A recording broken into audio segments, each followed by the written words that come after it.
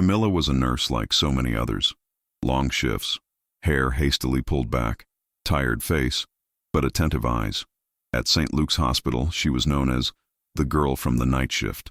Nobody remembered her name. The doctors barely acknowledged her good evening. The patients, sedated or indifferent, saw her as just another shadow in the cold corridors. But Camilla possessed a gift that wasn't listed on her badge. She listened. The sound of breathing changing, the subtle tremor in hands, the silence that precedes pain.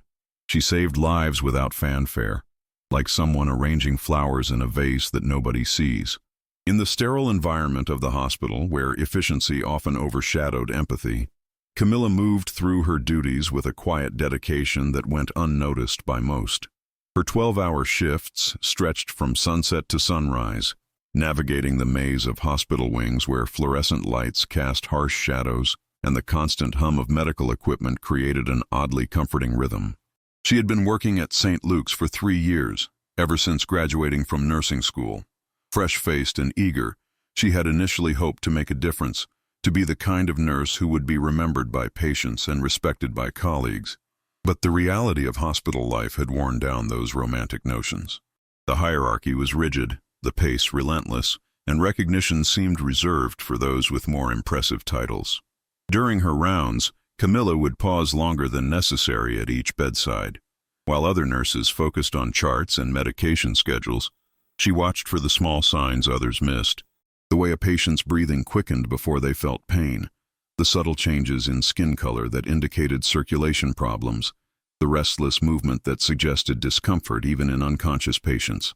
Her intuition had saved more lives than she could count, but in a world where credit often went to the most visible, her contributions remained largely anonymous. The night shift was particularly lonely. The hospital transformed after visiting hours ended, becoming a quieter but more intense place where life and death decisions were made in hushed tones. Camilla found herself the primary caretaker for dozens of patients, many of whom she would never see again once they recovered and returned to their lives. She had learned to find satisfaction in these brief encounters, in the small moments of human connection that reminded her why she had chosen this profession. That Thursday, during a torrential rainstorm, a patient arrived unconscious by helicopter. A man in his early 50s, massive heart attack. He was the CEO of Technova, a technology giant. They said he was arrogant, powerful, that he didn't even speak to low-level employees. His name, Henry Alankar. He was rushed directly to the ICU. All the doctors went on high alert. Reinforced shifts. Journalists gathered outside. The hospital director appeared. Something rare. But nobody noticed that in the following early morning hours, there was only one nurse in the sector, Camilla. The arrival of Henry Alankar sent shockwaves through the hospital's administrative corridors. Technova was one of the largest employers in the city, and Henry's reputation preceded him. Stories circulated among the staff about his demanding nature, his habit of firing employees without warning, and his complete disdain for anyone he considered beneath his social status. The emergency room buzzed with nervous energy as the hospital's top cardiac specialists were called in, some arriving from their homes in expensive cars, others canceling important personal commitments. The media attention was unprecedented for St. Luke's. News vans lined the street outside the main entrance, and reporters thrust microphones at anyone in scrubs who walked by. The hospital's public relations department worked overtime, preparing statements about patient privacy while simultaneously trying to manage the intense scrutiny. Security guards were posted at every entrance, and visiting hours were temporarily suspended to maintain some semblance of normalcy. In the administrative offices, meetings were held to discuss the implications of treating such a high-profile patient. The hospital's reputation was on the line, and everyone from the chief of medicine to the custodial staff felt the pressure to perform flawlessly. The ICU was transformed into what resembled a war room, with multiple monitors displaying Henry's vital signs and a team of specialists rotating in shifts to ensure continuous observation. But as the hours passed and the initial crisis stabilized, the attention gradually shifted. The reporters grew tired of waiting for updates. The administrators returned to their regular duties. The specialists, confident in their initial interventions, began to space out their visits. By the third night, the intensive monitoring had settled into a routine, and like all hospital routines, it became the responsibility of the night shift nursing staff. Camila found herself assigned to the ICU that night, not because of any special recognition of her skills, but simply because she was available and experienced enough to handle the complex monitoring equipment. She approached room 502 with the same professional demeanor she brought to every patient, regardless of their status or reputation. Henry was intubated, but Camila could sense it. The heartbeats, the oxygen saturation, the micro-gestures of a body fighting against death. When the alarm sounded at 3:47 a.m., she didn't wait for the doctor. She went straight to what needed to be done. Cardiac massage, adrenaline, defibrillator, alone. That early morning, she kept Henry alive for 18 minutes. Only when the attending physician arrived did she step back, and nobody commented. The next day, she brought him coffee when he was awake and without tubes. He didn't look at her. He just said dryly, "Thank you, nurse," and went back to sleep. The moment the cardiac monitors began their urgent beeping, Camila was already in motion. Her years of experience had taught her to distinguish between the routine alarms that required adjustment and the critical ones that signaled immediate danger. This was the latter. Henry's heart rhythm had become erratic, his blood pressure was dropping rapidly, and his oxygen levels were plummeting despite the ventilator's efforts. Protocol dictated that she should immediately call for the attending physician, but Camila knew that in those crucial minutes, protocol could mean the difference between life and death. Her hands moved with practiced precision, following the advanced cardiac life support procedures she had memorized and rehearsed countless times during her training. She administered medications, performed chest compressions with the exact pressure and rhythm required, and operated the defibrillator with steady hands, despite the adrenaline coursing through her system. The 18 minutes felt like hours. Each compression, each shock from the defibrillator, each adjustment to the medication dosages was a decision that could determine whether Henry would survive the night. Camila found herself talking to him, despite knowing he couldn't hear her through the sedation and medical equipment. She told him about the storm outside, about his company's stock price that she had heard mentioned on the news, about anything that might anchor him to the world of the living. When Dr. Rodriguez finally arrived, slightly out of breath from running down the corridor, he found Henry's vital signs stabilizing and Camila calmly documenting everything that had occurred in the patient's chart. She briefed him quickly and efficiently, her voice steady despite the emotional toll of the previous 18 minutes.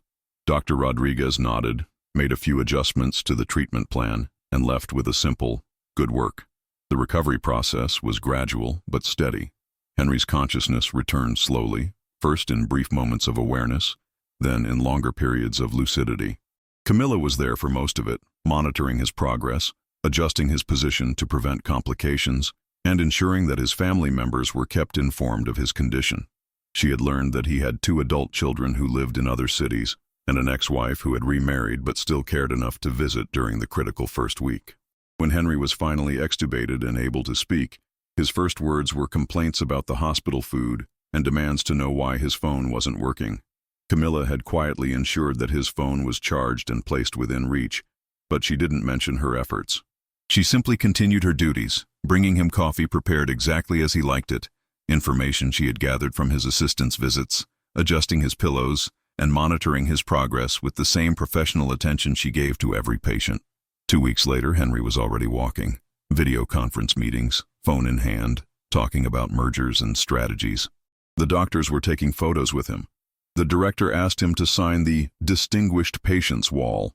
Camila remained invisible, until at a crowded breakfast in the common room, everyone stopped to hear Henry raise his voice. "Excuse me for interrupting, but I need to say something." He looked around and pointed. "That woman there," he said with a firm voice, "is the only reason I'm alive." The silence was absolute. Camila froze with her cup in hand. While everyone was sleeping or busy, she was the one who brought me back. She heard me when I couldn't even speak. I don't know her name, but today the world will know. Henry's recovery had been remarkable, both medically and personally.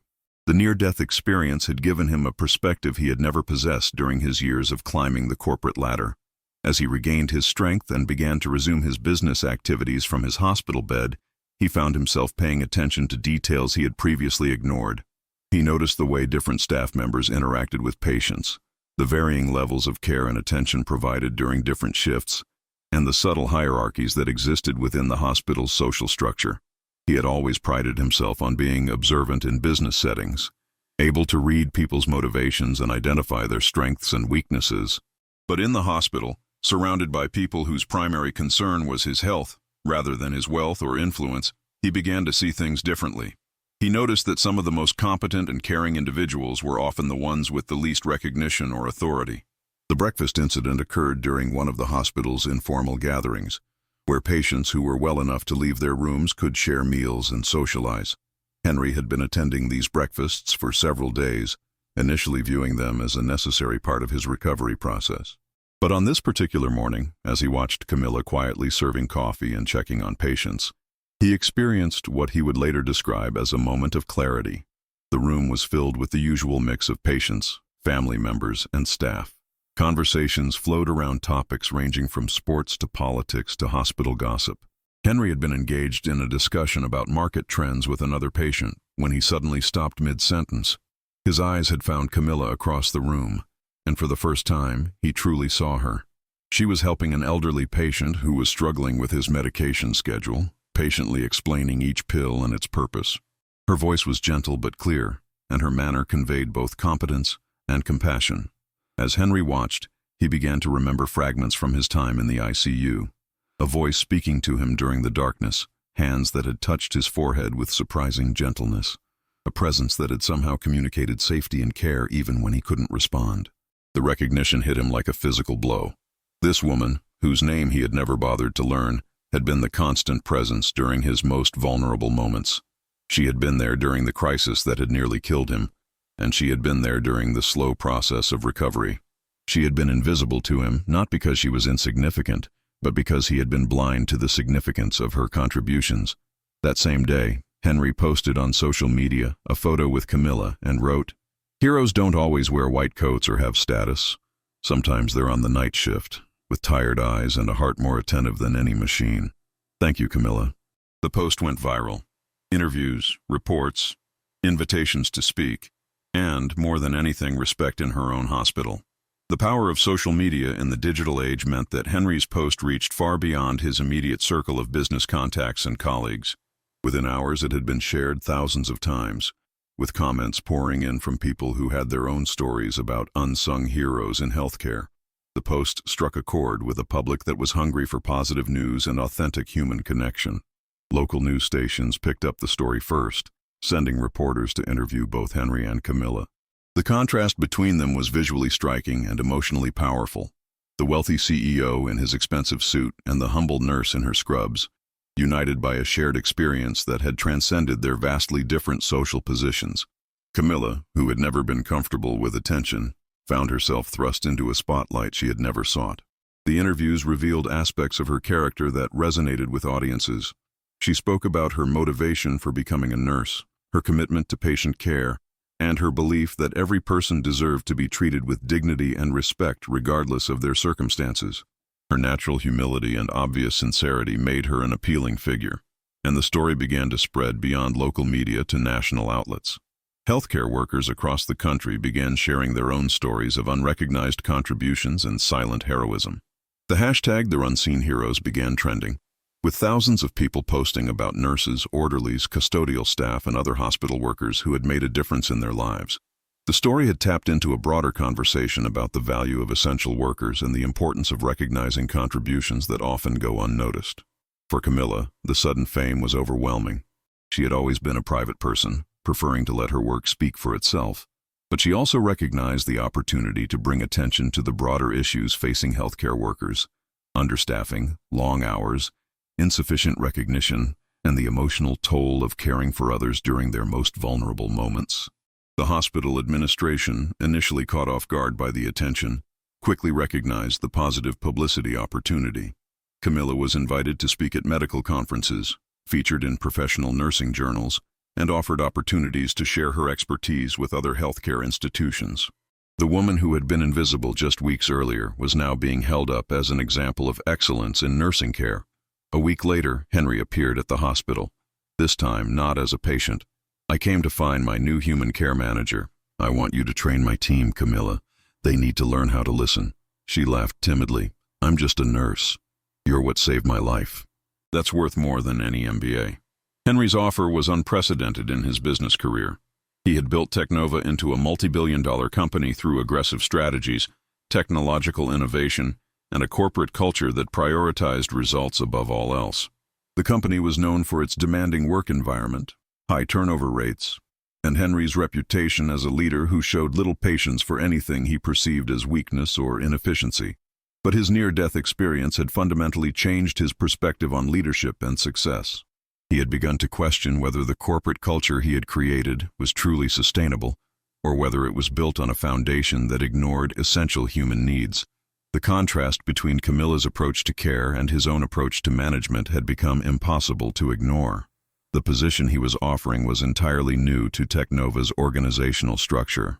He envisioned Camila leading initiatives to improve employee wellness, develop more empathetic management practices, and create systems that would ensure no employee felt as invisible or undervalued as Camila had felt in the hospital. He wanted her to bring the same attention to detail and human connection that had saved his life to the corporate environment. Camila's initial reaction was one of disbelief. She had never worked in a corporate setting, had no formal business training, and couldn't imagine herself in the gleaming offices of Technova. But Henry's sincerity was evident, and his explanation of what he hoped to accomplish resonated with her values. He wasn't asking her to abandon her nursing skills. He was asking her to apply them in a different context. The offer also represented financial security beyond anything she had ever imagined. The salary he proposed was more than triple what she earned as a hospital nurse, with benefits and opportunities for professional development that could transform her life.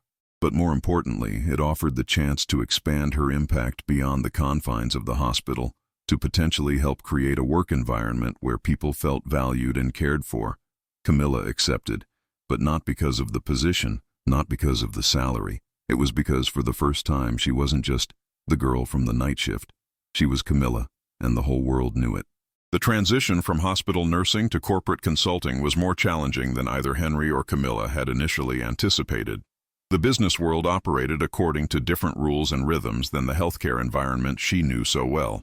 But the fundamental skills that had made her an exceptional nurse, observation, empathy, attention to detail, and the ability to remain calm under pressure, proved to be surprisingly transferable to the corporate setting. Her first months at Technova were spent observing and learning. She attended meetings, shadowed managers, and conducted informal interviews with employees at all levels of the organization. What she discovered was a workplace where many people felt as invisible and undervalued as she had felt in the hospital. The company's focus on productivity and profits had created an environment where human needs were often overlooked or dismissed as irrelevant to business success. Camila's recommendations were both practical and revolutionary. She proposed regular check-ins between managers and employees that went beyond performance metrics to address personal well-being. She suggested creating spaces in the office where employees could decompress and connect with colleagues. She advocated for recognition programs that acknowledged contributions that might not be immediately visible but were essential to the organization's success. Some of her colleagues were initially skeptical of her unconventional background and approach. But as her programs began to show results, reduced turnover, improved employee satisfaction, increased productivity, even the most resistant managers began to acknowledge the value of her perspective. The company's culture began to shift, slowly but noticeably, toward one that valued human connection alongside technological innovation. The story of Camila's transformation from an invisible night shift nurse to a recognized expert in human care became an inspiration to healthcare workers and business professionals alike. She began speaking at conferences, writing articles for professional publications, and consulting with other organizations that wanted to improve their workplace cultures. Her message was consistent. Everyone has value. Everyone deserves to be seen and heard. And the most important contributions are often the ones that go unnoticed. Years later, when Camila reflected on that night in the ICU when she had fought to save Henry's life, she realized that the experience had saved her as well. It had led her to discover her own value and to find a way to extend her caring approach beyond the hospital walls. The recognition she had received was gratifying, but more important was the knowledge that she had found a way to make a difference in the world, one person at a time. The girl from the night shift had become Camila, and in finding her name, she had helped countless others find theirs as well. In a world that often overlooks the contributions of those who work quietly behind the scenes, her story served as a reminder that true heroism often comes without fanfare. and that the most important work is often done by those who ask for nothing in return, except the opportunity to care for others. Her journey from the fluorescent-lit corridors of St. Luke's Hospital to the boardrooms of Technova had been unexpected, but it had been guided by the same principles that had made her an exceptional nurse. The belief that every person matters, that small acts of kindness can have profound impacts, and that being truly seen and valued is one of the most fundamental human needs. The recognition that had come late in her nursing career had opened doors she had never imagined, but it had also reinforced her commitment to ensuring that others didn't have to wait for a crisis to be acknowledged for their contributions. Through her work at Technova and beyond, she continued to advocate for the invisible heroes who keep our world functioning, one caring act at a time.